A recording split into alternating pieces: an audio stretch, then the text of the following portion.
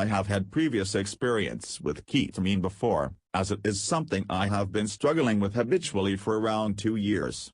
It, along with other substances, has landed me in various legal issues. I started out using ketamine recreationally, but recently it has become something of a religious-like ceremony. I believe its purpose is to help people heal from the life they're living now, into the life they were intended to live. Here is my last experience with this drug. 9 p.m., I arrive home from my ketamine hookup with 2 vials of ketamine injection, 1000 milligrams. I prefer getting my ketamine this way, as it is ready to inject.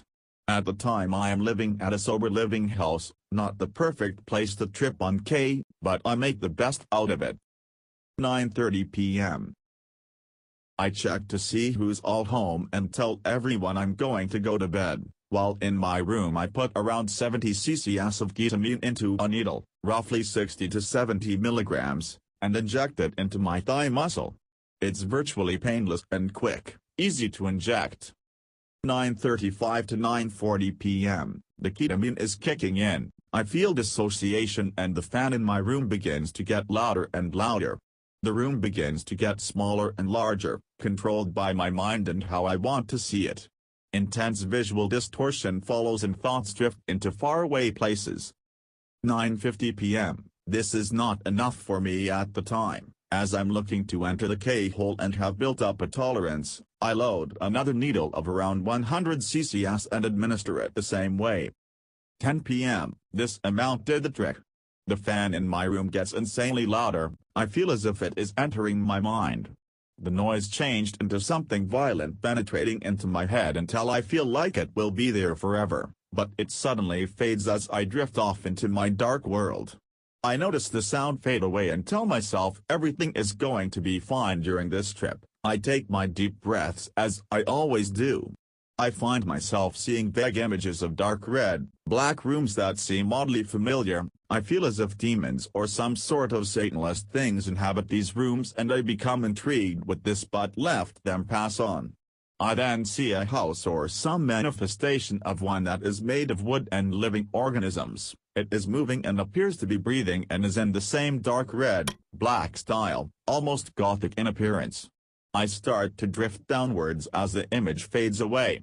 I feel myself falling into a black hole-like void. It felt like my very being was getting dragged down into it. I panicked for a while as I always do when entering the K-hole, but I reminded myself that this was a substance that was causing this and I would be alright.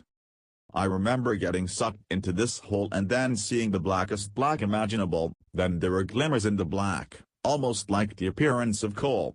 I interpreted the black as the inner mechanisms of my mind, and I told myself I could unlock great things here. I asked myself where my anxiety and depression was located in my mind and the words "floor 2" appeared. I felt myself falling through a vast expanse of black knowledge. I was dropping down at extreme speeds until it all finally stopped abruptly at floor 2.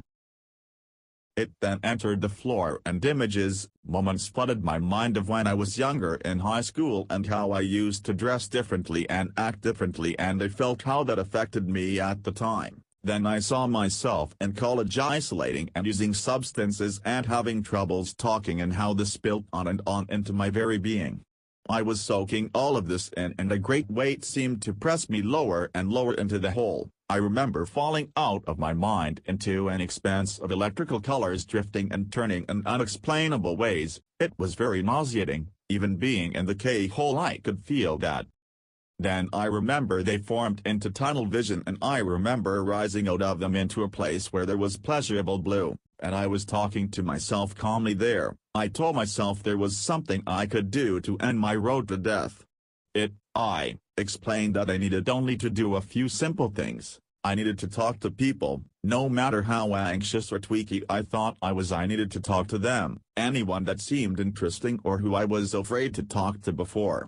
It explained that talking to people is one of the keys to a happy life as isolation was killing me.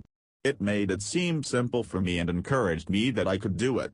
It also explained I need to help other people, as I know many things about life and I can spread them to other addicts, as I am surrounded by them in real life. It said the messages I hold are not meant to be selfishly hoarded, they are meant to be shared with people that have the same demons you do. I felt happy that I was being told these things, and after I floated in the blue place for what seemed years, I then had this strange rising sensation, as if I must rise out of this place into the next part of the experience. I remember focusing on the rising and controlling it so it was stable. I felt my soul rise out of the blue place into a dreamy world outside of my body. It was the room outside of my bed, but it was in a different perspective. I remember staring at myself in my bed, seeing myself only in the direction I was going. I could see the evil in my face and the self-destruction I have delivered upon myself. I told myself this is what I become and will continue to become unless I change this path. I have the power to change this, but it will involve doing things that are completely the opposite of what you are doing now. I understood exactly and accepted that fact and told myself I was ready to change. I remember feeling happiness and utter bliss as I floated back into my body, grateful at what the universe has told me. I entered my body again, seeing the black of my mind upon fully entering. I remember just snapping back into my bed, wondering what the fuck just happened, as I normally do, reminding myself that I just underwent a trip. I spent the next minutes wishing the dissociation and distortion would just go away, as I want to be sober for the first time in a while. I ride out the rest of the day and prepare myself for the next steps in my life. I haven't touched K or any other substance since this trip. I am determined I have the power and the knowledge to deal with these demons. I meditate on this trip often, reminding myself what I was taught and how I can tap into it without substances.